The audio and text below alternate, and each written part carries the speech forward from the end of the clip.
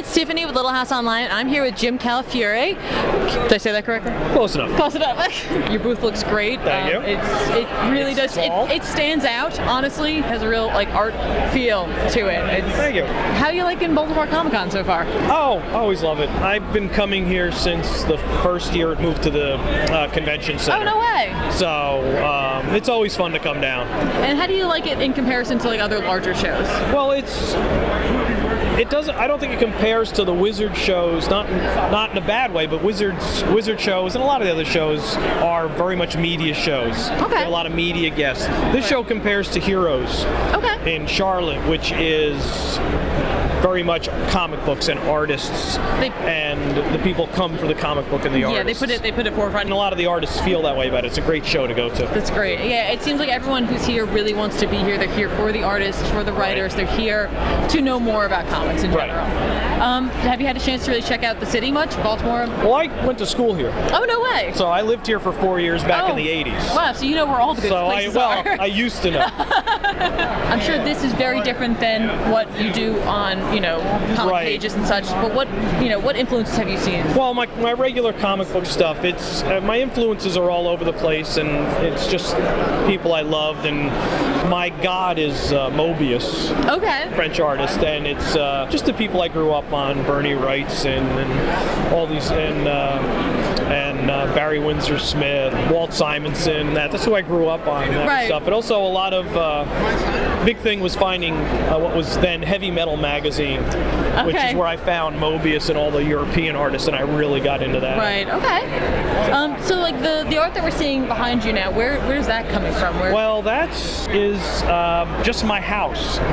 And so the living room wall in my house, I had this big blank wall, and I said, I want to do something. I wanted an art installation. Okay. So then I was doing these canvas paintings. Wow. And it sort of looks like Jackson Pollock, who I'm a big fan of, but that's not where it comes from. It actually comes from my black and white art. I do splattering in the computer to separate black and white silhouettes. Okay. So the idea for these were just to try and do the characters in their base colors and have the silhouettes emerge from the splattering. It's different looking. It's just something I started doing. It definitely takes comic book art in general to a much more gallery art sort of. Right. Yeah. It has a different look, a different sort of pop art look to it. And you gotta admit, we're definitely getting into more pop art at that point. Right. Yeah. It has that look like an art installation rather than like a poster cover. on the wall. Yeah. Exactly. So over the years, what were some of your favorite titles to work on, and why? Well, I really enjoyed working on Aquaman because I always loved the character. Okay. So it was great getting on that, and then Exiles was a blast to do with Judd Winnick, and that was just a really great series. And then I got to do Gotham Underground. I got to draw every Batman character, and then it's just been, I've pretty much drawn everybody, but it's fun to get to draw the Hulk, who's my favorite character hands down, stuff like that. So you mentioned Aquaman, really enjoying drawing him. How do you feel about a lot of times people feel like he should be left out, or they're trying desperately to figure out how to make him cool? Or well, yeah, I know he gets shit on regularly. Everybody thinks he's a geek. I don't know. I think Peter David did a pretty good job with him, making him fairly badass. But yeah, I know he's pretty much disrespected. Yeah, but it's I don't care. The hell with you. I like it.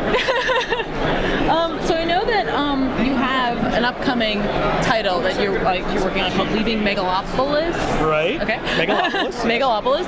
I'm really great at pronouncing words. Calafiore, Megalopolis. Calafiore, exactly. With writer Gail Simone. But you guys have also worked in the past on Secret Six. Right. Clearly got some sort of chemistry going on there. How's that collaboration? How is it to work with her? Oh, it's great. I mean, I don't think it's any different than anybody I've had a good relationship with, but we definitely gel, and the stuff, especially on Secret Six, and then again with Leaving Megalopolis, it's definitely grittier stuff. Okay. I always said we were almost a Vertigo book without being a Vertigo book. Okay. But, we're sort of in this corner of the DC universe making really nasty stuff. Right. And she's got a sick sense of humor, which is perfectly in line with me, and it's and I would always push it anytime I could. She'd say we'd have some gruesome stuff, and she'd say be tasteful, and I just wouldn't be tasteful. You can only be so tasteful when you're trying to be gruesome. Yeah, that's it. So can you give us a little teaser for Leaving Megalopolis? Well, the story for Leaving Megalopolis is the safest city in the world, and their superheroes keep it like that until an event happens, and I can't say what event happens. That's sort of the backstory. The heroes basically all become homicidal maniacs. Okay. And the main characters of the book are 5 humans. That's our main characters who are just trying to get out of town before they get killed. All right. So they've got these insane superheroes just rampaging all over the city. We also have like a superhero book where the main focus isn't the superhero. Right. Well, that was a good thing too. Yeah. It was doing that. But the crazy heroes are not only just crazy; they're sort of hunting the people. Okay. So it's a lot of fun. Honestly, it sounds like a lot of fun. It sounds very different than what you might normally see. It actually sounds like something right up my alley. So be checking that out. I know that you guys experienced, or you did this through Kickstarter. Right. How was your experience with that? How was it trying to convince essentially the unknown that, to support the project, as opposed to like if you're at the con where you can talk to someone face to face and really get to know them a little bit. Right. Well, I knew we had a built-in core of people. I mean, we did very well with the Kickstarter, and it really came out of everybody still talking about how much they missed Secret Six. Okay. And how pissed off they were that it was canceled. And how pissed off I was that it was canceled. And I had become aware of Kickstarter, and I just said to Gail, let's try it. I was confident we were going to do okay. Okay. Because of how many people were really into it, and Gail's core base and my core fans. And I think Kickstarters can be great for creators. It needs more people there. Yes. There is still a lot of people who don't know about it, which I found out at shows when I was running the campaign. Oh. The campaign bridged a couple shows, and I had little tear sheets for people. I ended up explaining to more people what Kickstarter is. Oh, wow. So its profile keeps raising, but it needs to be raised a little more for it to be something massive for creators. But I think it can be a big thing for creators. Absolutely. It can allow just people to decide if they want the book or not, you know, instead of worrying about what the store's ordering or what editors are saying to do. Yeah. We get to throw it out there, and either we succeed or we don't. Absolutely. But it's free.